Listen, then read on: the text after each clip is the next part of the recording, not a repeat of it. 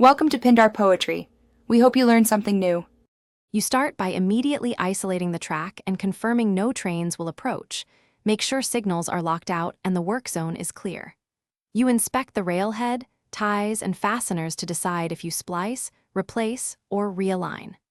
Once done, measure alignment deviation in millimeters and record tie condition. This tells you whether to replace ties or just adjust plates. Then lay out the replacement materials and position the hydraulic jack and gauge so you can act without delay. You lift the rail with the jack, and while holding it, use the rail gauge to set the exact track width. This prevents gauge spread later.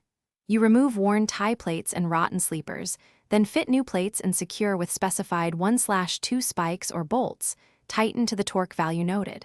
After alignment, join rail ends. You either bolt with fish plates or perform a thermite weld. Choose welding for permanent strength, and let welds cool to avoid residual stress before loading. You finish by applying a slow, controlled load.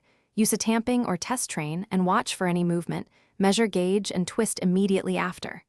You then torque check every fastener and visually inspect welds for cracks, using magnification if needed.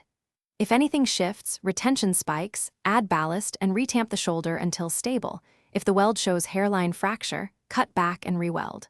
One key tip: if alignment won't hold, revisit sleeper condition. Replace margin. Thanks for watching. Consider subscribing if we helped you.